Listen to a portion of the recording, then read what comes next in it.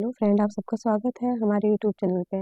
हम लोग UP DElEd second semester की तैयारी कर रहे हैं और हमारी क्लासेस कुछ दिनों से नहीं आ रही थी। अब हम लोग अपनी क्लास को क्या करेंगे, कंटिन्यू करेंगे और आज से हमारी क्लासेस क्या रहेगी, कंटिन्यू आती रहेंगी। और जो बच्चे अपनी तैयारी रोक दिए थे वो लोग अपनी तैयारी स्टार्ट कर दें, क्योंकि आप लोग का जो एग्ज़ाम है वो आपके मार्च में होना है। मार्च के ऐसे थर्ड वीक में आप लोगों का एग्ज़ाम होना है। तो इसलिए आप लोग अब फ़ेब आप लोग का ख़त्म हो गया है, मार्च बचा हुआ है, तो आप लोग मार्च में अपनी तैयारी करिए, क्योंकि मार्च में बोर्ड एग्ज़ाम के बाद आप लोगों का एग्ज़ाम जस्ट स्टार्ट हो जाएगा। तो आप लोग अब देर मत करिए, थोड़ी बहुत चीज़ें पढ़ते रहिए और हम लोग भी अब क्लास अपनी कंटिन्यू स्टार्ट कर रहे हैं और आप लोगों को वीडियो अब लगातार मिलती रहेगी। साथ ही जो बच्चे चैनल पे नए हैं, वो चैनल को सब्सक्राइब कर लीजिए और बेल आइकन दबा लीजिए, जिससे आप सभी को क्लास की नोटिफ़िकेशन मिल जाया करे। और ज़्यादा से ज़्यादा वीडियो को शेयर करिए। स्टार्ट करेंगे हम लोग अपने फर्स्ट क्वेश्चन से और आज हम लोग जो पढ़ेंगे वो है एसएसटी। क्योंकि क्या होता है कि बहुत से ऐसे बच्चे हैं, फर्स्ट पेपर पे ध्यान देंगे, सेकंड पेपर ध्यान देंगे और एसएसटी छोड़ देते हैं, स्किप कर देते हैं कि मैं तो उसको कर लूँगा। बट एसएसटी कर पाना इतना ईज़ी नहीं है, क्योंकि इसमें ईयर पूछ लेता है। और जिन बच्चों बहुत से ऐसे बच्चे रहते हैं जो शायद ही 8th के बाद उन्होंने सामाजिक विज्ञान, भूगोल फिर ये सारी चीज़ें पढ़ी हो, पॉलिटी पॉलिटिकल। बट जो बच्चे पढ़ रखे रहते हैं उन लोगों के लिए तो ईज़ी रहता है, बट जो नहीं पढ़ रखे रहते हैं उन लोगों के लिए बहुत टफ रहता है।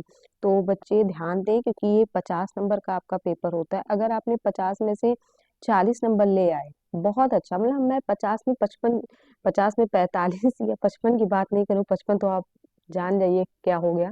बट 50 में आप 40 या 45 नंबर ले आ रहे हैं, बहुत ही अच्छा स्कोर है।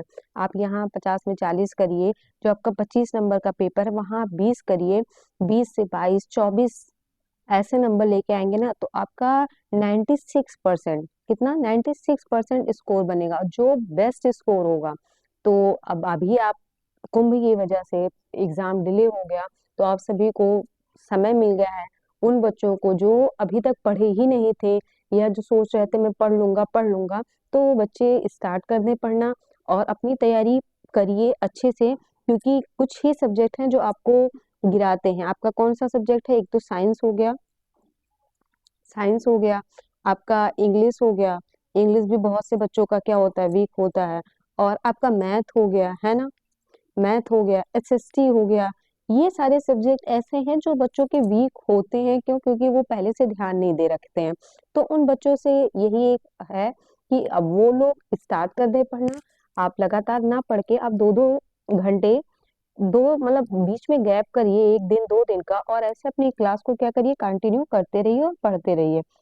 चलिए, हम लोग का जो फर्स्ट क्वेश्चन है क्या कह रहा है कि 42वां संविधान संशोधन किया गया था। तो जो आपका ये 42 संविधान संशोधन है, ये कब किया गया, तो ये आपका 1976 में किया गया था। ये देखिए साथ में आपको दिख रहा है ईयर भी, आंसर भी।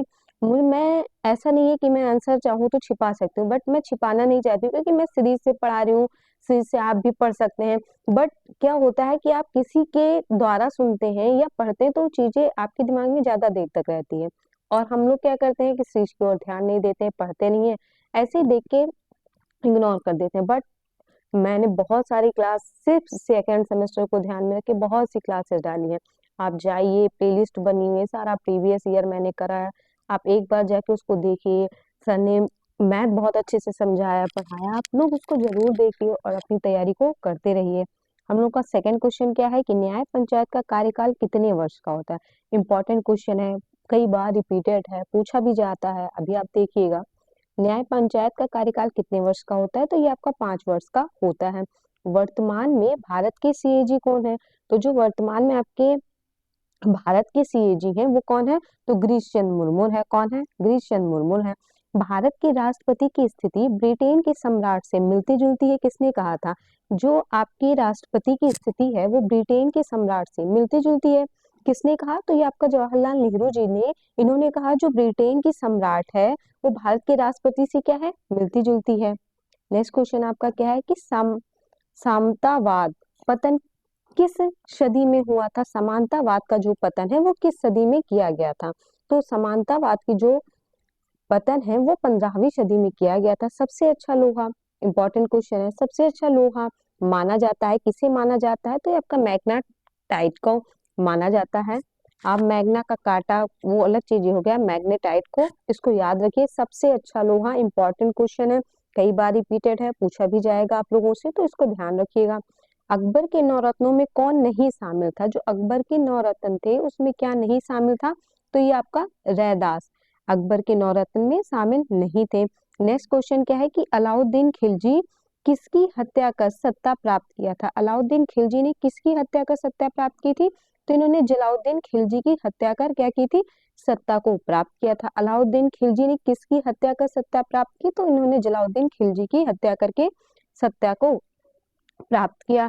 अगर आपको चीजें समझ आ रही हैं, थोड़ा बेहतर लग रहा है क्योंकि कई दिनों बाद क्लास आ रही है, तो जो बच्चे हैं चीजें समझ आ रही है तो प्लीज वीडियो को लाइक जरूर करें, शेयर करें और सब्सक्राइब करें।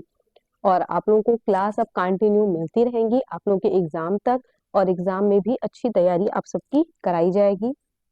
जौहर प्रथा प्रचलित थी। जौहर प्रथा कब से प्रचलित थी? तो जौहर प्रथा आपके राजपूत काल से प्रचलित थी। मुद्रा का नियमन कौन करता है?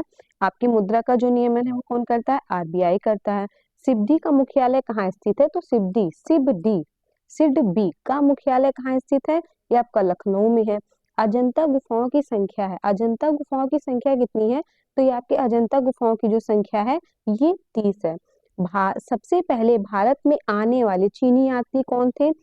ये आपका हाई स्कूल से क्वेश्चन स्टार्ट होता है, और जब तक आप किसी गवर्नमेंट एग्जाम को पा नहीं लेते हैं तब तक ये आपका पीछा नहीं छोड़ता है। तो इसको आप स्टार बना लीजिए, जितना स्टार बना पाए आप, और इसको रट्टा मार लीजिए, क्योंकि ये आपका पीछा जब तक आपकी नौकरी नहीं दिला देगा आपको छोड़ेगा नहीं। कि सबसे पहले भारत आने वाले चीनी यात्री कौन थे? तो ये आपके हेनसांग थे। भारत में सर्वाधिक वर्षा वाला स्थान कहाँ है? भारत में सर्वाधिक वर्षा वाला स्थान तो मौसिन राम है। नेक्स्ट क्वेश्चन, सूर्य का प्रकाश पृथ्वी तक पहुंचने में कितना समय लगता है? जो सूर्य का प्रकाश है वो पृथ्वी तक पहुंचने में समय 8 मिनट 3 सेकंड का लगता है। कितना? 8 मिनट 3 सेकंड। चलिए, हम लोगों ने सन 2023 तक के प्रीवियस ईयर प्रश्न पत्रों को देख लिया। आगे जो बचे हुए प्रश्न हैं मैं नेक्स्ट वीडियो में आप सभी को कराऊंगी, और आप लोग लगातार चैनल को देखते रहिए, वीडियो को देखते रहिए, पसंद करिए और वीडियो को ज्यादा से ज्यादा शेयर करिए। अभी तक अगर आपने चैनल को भी नहीं सब्सक्राइब किया तो सब्सक्राइब कर लीजिए। अब आप सभी को क्लास क्या है कंटिन्यू मिलेगी। कुछ दिनों से क्लास नहीं आ पा रही थी, उसके लिए क्षमा चाहती हूँ, बट अब आप सभी की क्लास लगातार रहेगी और आप लोग अपनी तैयारी को स्टार्ट कर दीजिए, क्योंकि आप लोगों का एग्जाम मार्च में होगा। मार्च लास्ट में आप लोगों का एग्जाम होगा जरूर, और अभी जो आप लापरवाही कर देंगे तो क्या होगा, आप सभी का बैक लग जाएगा। और साथ में ही इस बार सीटेट जिन बच्चों ने नहीं भरा था वो बच्चे इस बार सीटेट जरूर देंगे, क्योंकि आप इसके साथ अगर आप अपना सीटेट निकाल ले रहे हैं ना तो बहुत ही अच्छा रहेगा आप लोगों के लिए। नहीं तो आप बीटीसी में ही उलझे रह जाएंगे, ना आपका सीटेट निकलेगा, ना टेट निकलेगा, ना सुपर टेट। तो अपनी तैयारी ऐसी करिए कि आपका बीटीसी भी निकले, सीटेट भी निकले और टेट भी निकले। All the best. मिलती हूँ आप सभी से नेक्स्ट वीडियो में। धन्यवाद।